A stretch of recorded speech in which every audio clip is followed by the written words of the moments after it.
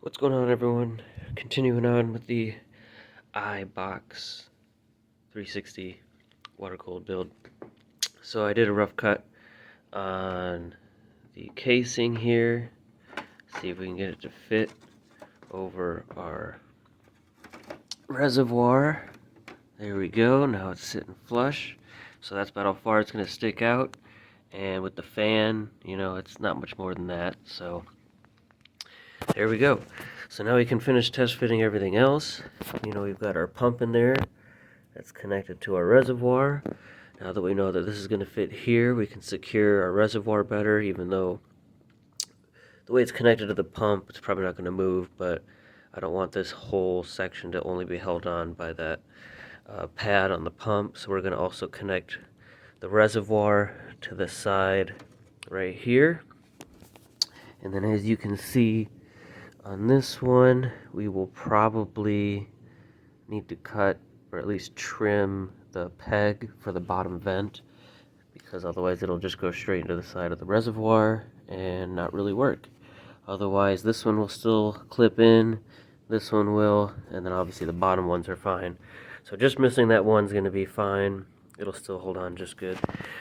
One thing we're also going to lose though is you can see that circle there right below the reservoir. That's where one of the mounting holes would go to hold the 6 long silver screws that go in and hold the top of the case on. We're already going to be missing this one, which was cut out when we put this fan in. Now we do still have this one, this one, this one, and this one, which is enough to hold everything in. You at least really want 3 of the ones that are on the DVD drive, so the DVD drive doesn't flop around. Otherwise, everything else is just kind of used to help hold on this top piece. Now, without both of these here, it might be a little loose, just in this one corner, but because of the way the case snaps together down here to the bottom half, that's going to hold that in just fine, and then the vent on the bottom also secures that stuff all together. And because, like I said, this is going to be connected, I cut out a little bit bigger than needed, and we'll probably do that a little bit more around the sides so that we can fit a little bit of a just like a trim piece around there, just to kind of make it look nice. If not, then I'll just have to sand each side to look as smooth as possible. Shouldn't be difficult. So yeah, now we got our water block, our pump, our reservoir, and we know where our radiator's going. We're not going to mount it quite yet, but our next step is going to be, you can see we have our metal frame cut out in the back there where the radiator goes. So now we just need to do the same thing with the plastic case right where the metal has been cut out. Got to do the same thing with the this plastic case. So what we're probably going to do is put the radiator in place, and there's not quite enough of a gap between, like, this plastic shell doesn't stick out that much farther than the metal casing itself. If it did stick out farther, we might even be able to fit the radiator in there behind this without cutting this out, but let's go ahead and throw the radiator in, see how far we'll be able to push the radiator in, and then, we'll just kind of have to mark off where that is and cut out the back of this as well as the other half of the shell. Alright, so we got the radiator. This is pretty much as far in as it's going to go. It might be tilting back just a little bit. It'll probably be about here. I don't want it to actually be touching the reservoir. Want to leave a little bit of a gap there, just in case, one, for vibration purposes, and two, I mean, even if this is up against it, the fan blades itself won't touch it, but we just want to leave a tiny bit of a gap there. I also don't want it to go past the motherboard. We'll just have it pretty much parallel to it like that, which will give us a little room there. And so as you can see, that sticks out a lot farther than the plastic shell sticks out. So now, once again, I can't put the shell all the way down because I need to cut it. So now what we're going to do is basically mark off with just some tape right here and right here.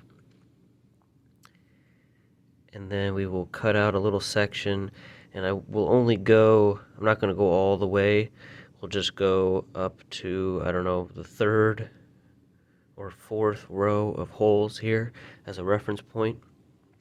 We'll cut that out and then set it down and then just see how much more we need to go to snug it up, because this is something, again, I want to, I mean, I could probably use some kind of trim, but if not, I'll just try to smooth it out.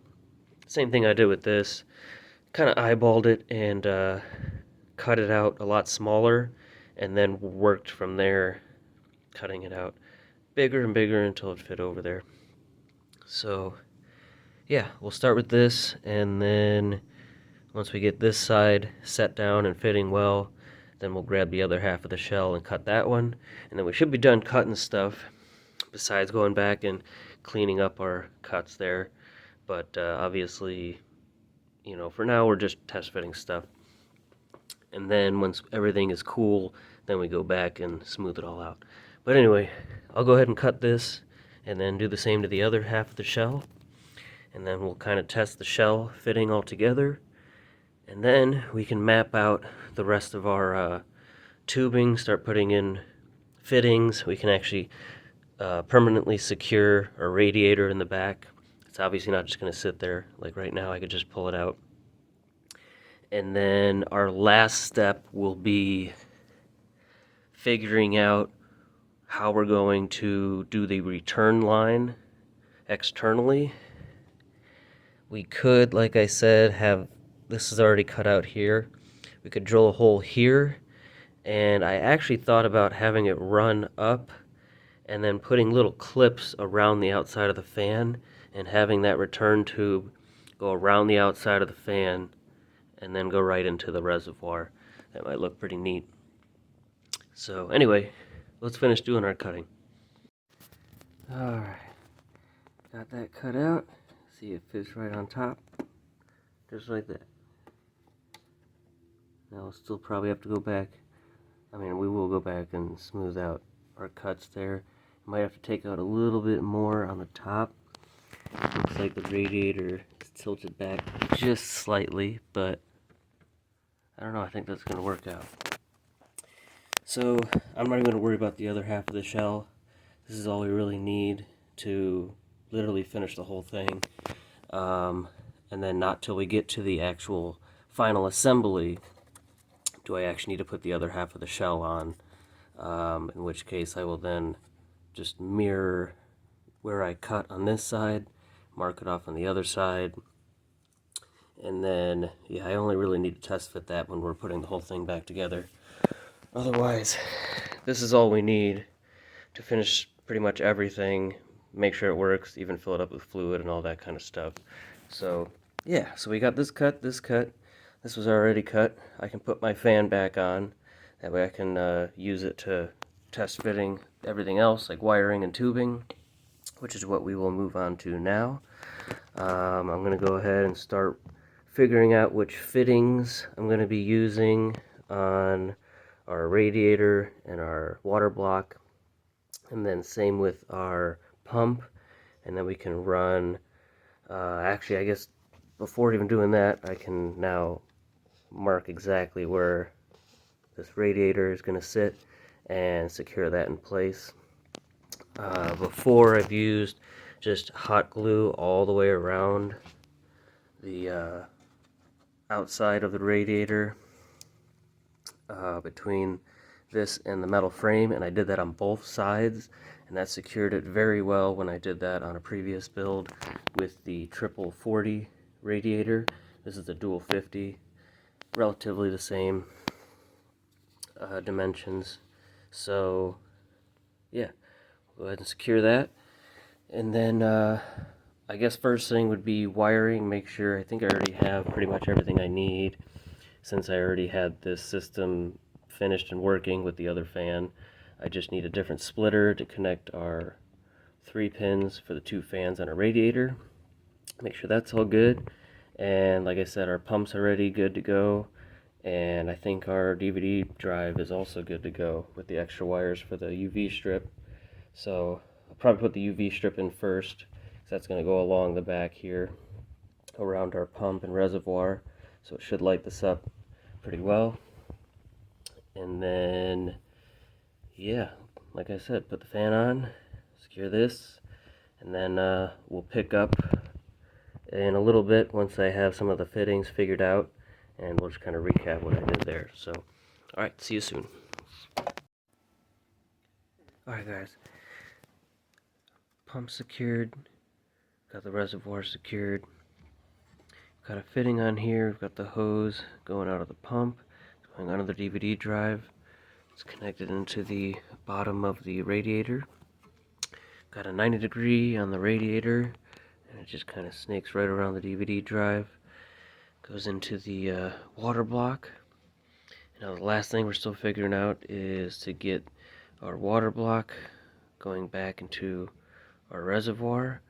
We're either going to have it kind of loop around. I've got other tubing over here. Either kind of have it loop around behind, kind of tuck underneath between the radiator and the metal casing there, and get tucked out behind here. We'll have to drill a hole either in the back of the case, where we can have another fitting that will have it loop all the way around and just kind of be connected around the outside of the fan and loop all the way around back into the reservoir here. Or that'll obviously be a lot of extra stuff. Or we'll just put a barb on there and it'll go straight up. There we go. And it'll just kind of be a hole here and just come straight up and go right in to the reservoir. But again, I don't really just want to have a hole here with a tube coming through it, unless we have some kind of nice grommet on there, or I don't know, some kind of situation where there's an actual fitting connected to the case, some kind of 90 that would send it right back in. Only problem with having a fixed fitting on there is it's going to be really hard to get this top piece on. You know, I'd have to connect a tubing to the case itself before I put it down all the way, and that would just make it kind of difficult. So, but if we just had the hole with the tube going through it, all you gotta do is feed the tube through. We can even leave it longer, then connect everything, and then just trim the tube to size, plug it right in, and we're good to go. And then this would act as our fill/drain port. You'd have to have it upright, have this unscrewed, then you can drain it, have it horizontal when you're filling it. Now if we had the one in the back, we could have a 3-way fitting, one where it's connected into the case, all connected together, in which case again it would be a little difficult. Plus, with drilling a hole in the back here, that's going to stop the 2 little prongs from the bottom half of the case that connect and clip this together. If we have a hole here, it would mess with that. And I don't really want to do that because, you know, we already are losing our mounting point here and the 1 peg for the bottom vent. So if we take this off, the whole bottom could be kind of loose. So I like the idea of the tubing coming out. We could maybe have it somewhere over here on this side and then have it just go around this part, or just have it, you know, come out here. So that's the last thing I'm trying to figure out. I'll probably go ahead and save that for the next video and end this one here. I feel like it's getting a little bit longer, so like I said, last thing we're trying to figure out is just this going back into our reservoir, and then our whole loop is complete. Next video, I think I already have an adapter for this 3-pin that's going to connect these two cables for these fans and this fan, so that'll all go to stock fan controller. You can see this is the connector here that's spliced into the 12 volts on our DVD drive wiring, which is kind of tucked under the DVD drive right now, but yeah, those wires are in. And then all I gotta do is plug in my UV strip to here, and then just kind of have it, you know, loop around here.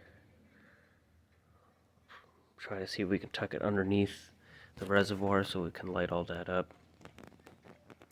So then we'll have our fans, UV, LED strip, and then like I said, we've just got our 3-pin connectors here.